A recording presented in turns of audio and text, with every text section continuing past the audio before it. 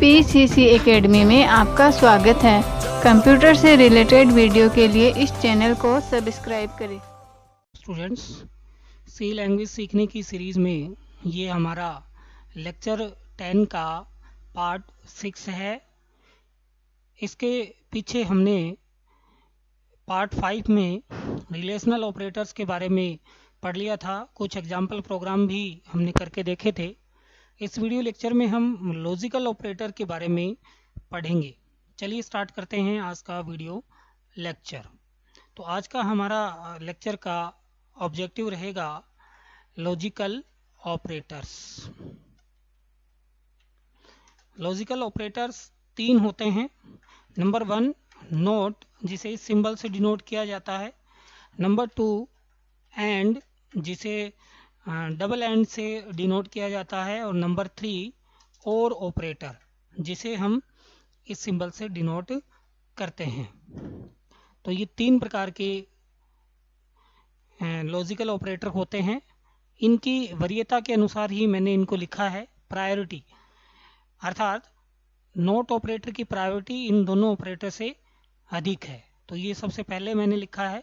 Note operator को solve करने के लिए एक ही ऑपरेंड की जरूरत होती है, और ऐसे ऑपरेटर जिन्हें ऑपरेंड करने के लिए एक ही ऑपरेंड की आवश्यकता होती है, उन्हें हम यूनरी ऑपरेटर के नाम से भी जानते हैं।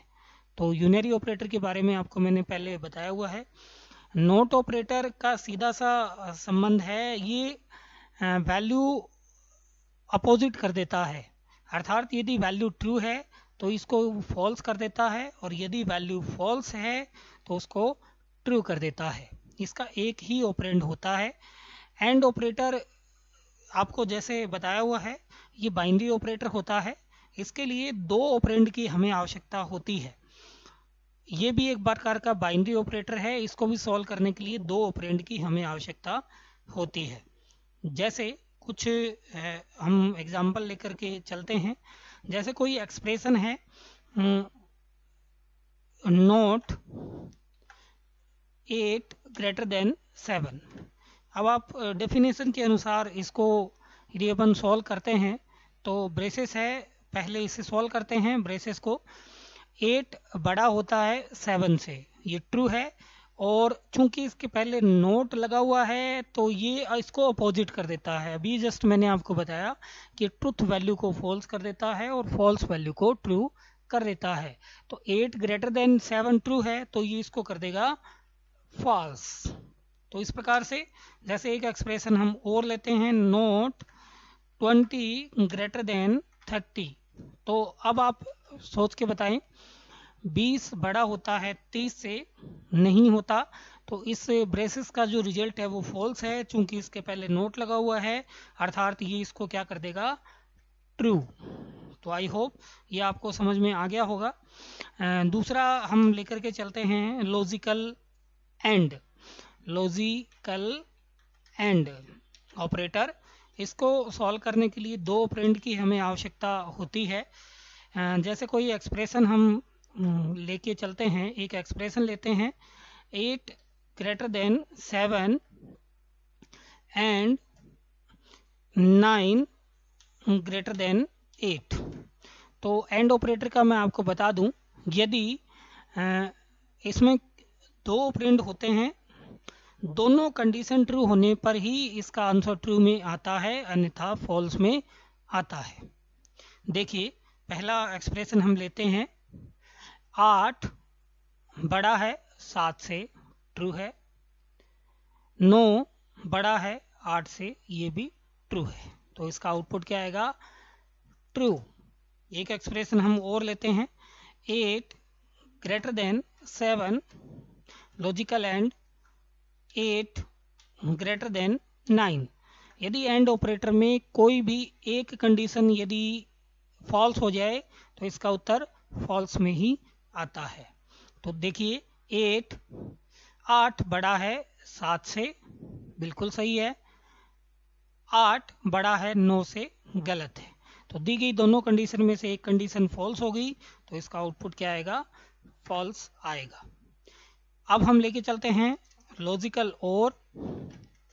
लॉजिकल और ऑपरेटर में भी दो ऑपरेंड की हमें आवश्यकता होती है। इसमें दी गई दो कंडीशन में से कोई भी एक कंडीशन यदि ट्रू हो जाए तो हमारा आंसर ट्रू में आ जाता है, और यदि दोनों कंडीशन फॉल्स हो जाए तो ही आंसर फॉल्स में आता है। चलिए इस एक्सप्रेशन को हम यही एक्सप्रेशन को हम और में करके देखते हैं। 8 बड़ा है 7 से ट्रू है, 9 बड़ा है 8 से ट्रू है, तो इसमें ट्रू आउटपुट आएगा। यदि हम दूसरा इसमें और लगा देते हैं, और दूसरा 8 बड़ा है 7 से, 8 बड़ा है 9 से, ये एक्सप्रेशन यदि हम लेते हैं तो 8 बड़ा है 7 से ट्रू है, लेकिन 8 बड़ा नहीं है 9 से, फॉल्स है, लेकिन इसका आउटपुट आएगा ट्रू। और ऑपरेटर में दोनों कंडीशन में से एक कंडीशन ट्रू होने पर आउटपुट ट्रू आ जाता है। आई होप ये आपको समझ में आया होगा। अब हम इसके कुछ एग्जाम्पल प्रोग्राम कर लेते हैं ताकि आपको और अच्छी तरीके से लॉजिकल ऑपरेटर समझ में आ जाए। चलिए चलते हैं अपने कंपाइलर पर। इसमें सबसे पहले हम एक न्यू फाइल बनाते हैं, हेडर फाइल इंक्लूड करते हैं, stdi.h hash include conio.h man. यहाँ से हमारा प्रोग्राम स्टार्ट होता है। कोई भी एक हम इंट में वेरिएबल ले लेते हैं, y x इक्वल 10, कोई भी आप वैल्यू ले सकते हो, y equal note x greater then 5।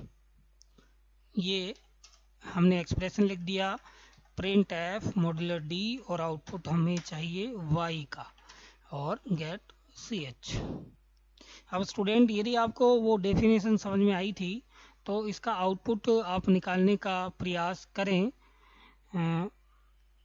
Output आप सोच के देखना क्या आउटपुट आता है।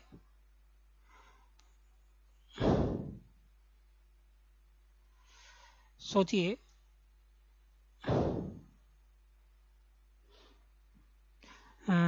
इसका आउटपुट अगर आप पहले ये सॉल्व कर रहे हैं तो इसके हिसाब से तो आपका आउटपुट जो है, एक सेकेंड,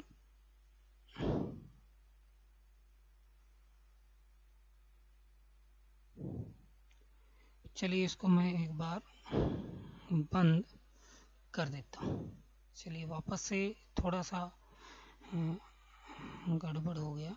चलिए इसका आउटपुट आपके हिसाब से x बड़ा है 5 से, तो x बड़ा है 5 से, तो x 10 है 5 से बड़ा है, ट्रू है, लेकिन इसके पहले लगा हुआ है नोट, तो ये आएगा फॉल्स। अगर आपने ऐसे सॉल्व किया है तो आउटपुट 0 आएगा, बिल्कुल सही है, लेकिन ये ऐसे सॉल्व नहीं होगा। अभी मैंने आपको बताया था ये एक यूनरी ऑपरेटर है, अर्थात इसकी प्रायोरिटी इससे ज़्यादा है, तो इसका एक ही ऑपरेंड होता है। इस नोट का एक ऑपरेंड है x, इस नोट का एक ऑपरेंड है x, तो इसका अर्थ हुआ नोट x की वैल्यू को ये 0 कर देगा।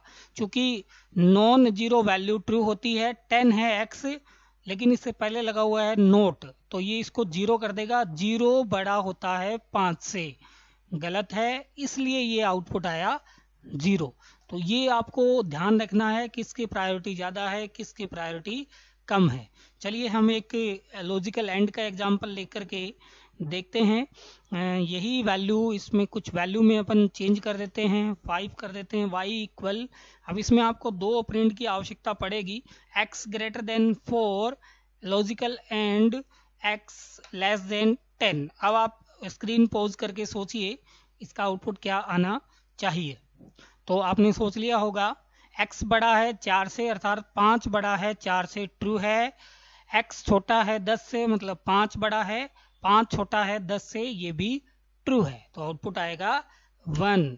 चलिए और इसमें चेंज करके देखते हैं, 4 यहाँ कर देता हूँ मैं ग्रेटर देन। अब आप सोचिए फिर से, 5 बड़ा है 4 से, ट्रू है, 5 बड़ा है 10 से, ये फॉल्स है, तो आउटपुट आएगा 0। चलिए और हम और का एग्जांपल लेते हैं अब, और लॉजिकल और ऑपरेटर का।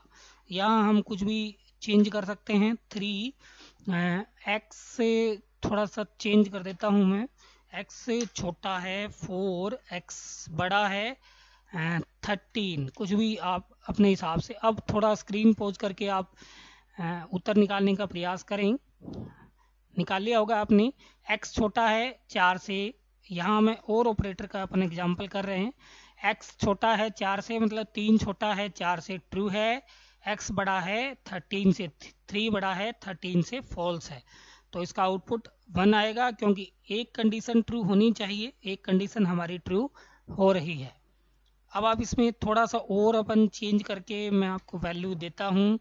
x से ग्रेटर देन कर देते हैं 8 से, x greater than less than equal to कर देते हैं 9 से। अब आप फिर से स्क्रीन पॉज करके इसका आउटपुट निकालने का प्रयास करें।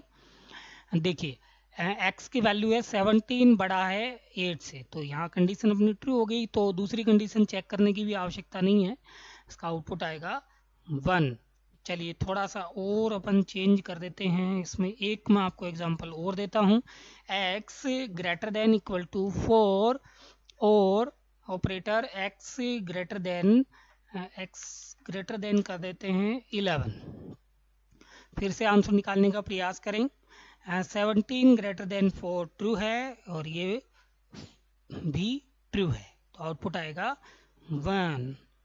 चलिए और कुछ हम और एग्जांपल से एक एग्जांपल हम और लेते हैं, नया एक प्रोग्राम हम डेवलप कर लेते हैं। a इक्वल इंटीजर में a कर देता हूँ, a की वैल्यू दे देते हैं 5, b की दे देते हैं 3, c का आउटपुट आ जाएगा। c इक्वल ब्रेसेस में हम एक्सप्रेशन लिखते हैं a greater then 2 and logical and लगा रहा हूँ मैं, b equal 4।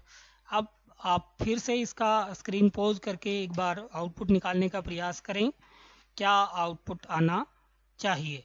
c equal modular d comma c का आउटपुट हमें चाहिए। फिर से आप आउटपुट निकालने का प्रयास करें। इसका आउटपुट आपने निकाल लिया होगा। अगर 0 है तो उस स्टूडेंट का सही है। a बड़ा है 2 से, a की वैल्यू है 5 बड़ा है 2 से ट्रू। b इक्वल 4, तो ये जो है b इक्वल 4 नहीं है, तो आउटपुट आएगा इसका 0। एक कंडीशन फॉल्स हो चुकी है। चलिए इसमें थोड़ा सा हम बदलाव करते हैं, a की वैल्यू चेंज कर देते हैं 15, b की value 13, a greater than equal to कर देता हूँ मैं 20 एंड b इक्वल 23 कर देते हैं। अब आप फिर से सोचिए, a बड़ा है, बिल्कुल a बड़ा या बराबर है 20 के नहीं है, 15 बड़ा नहीं है और ये भी गलत है, तो आउटपुट आएगा 0। और कुछ हम इसमें कुछ बदलाव और कर सकते हैं। आप अलग अलग वैल्यू यहाँ less than, not equal to, आप अलग अलग वैल्यूज़ लगाएं और ज़्यादा से ज़्यादा इसकी प्रैक्टिस करें, तो आई होप आपके ये बिल्कुल समझ में आएगा।